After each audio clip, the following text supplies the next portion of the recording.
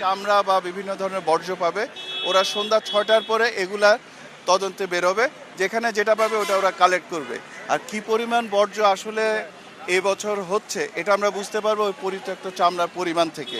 ওইটা এই মুহূর্তে বলা যাবে না, এটা হয়তো রাতে অথবা কালকে সকালে বলা যাবে। বাট আমরা আশা করছি এটা 6 থেকে 10, 6,000, আমরা তো নর্মালি 3200। আমরা অলরেডি অফিসিয়ালি যদিও দুটোর কথা বলেছি, আমরা আনঅফিসিয়ালি 9টা থেকে কিন্তু আপনারা দেখেছেন যে বিভিন্ন ওয়ার্ডে আমি গিয়েছি এবং ওয়ার্ডে গিয়ে প্রত্যেকটা জায়গায় মোটামুটিভাবে আমাদের যে পরিষ্কার পরিচ্ছন্ন কর্মী আছে তাদেরকে অ্যাক্টিভেট করছে। আমি দেখেছি সব পরিষ্কার পরিচ্ছন্ন কর্মীরা মাঠে আছে, তারা কিন্তু অত্যন্ত উৎসাহ উদ্দীপনার মধ্যে দিয়ে তারা কাজ করছে এবং বিভিন্ন ওয়ার্ডে তারা কাজ করছে। লাইফ বয় কিনে কল দাও টোল ফ্রি নম্বরে আর এক নিঃশ্বাসে গোল বলে জিতে নাও ফিফা বিশ্বকাপ 2026-এর এক্সক্লুসিভ পুরস্কার।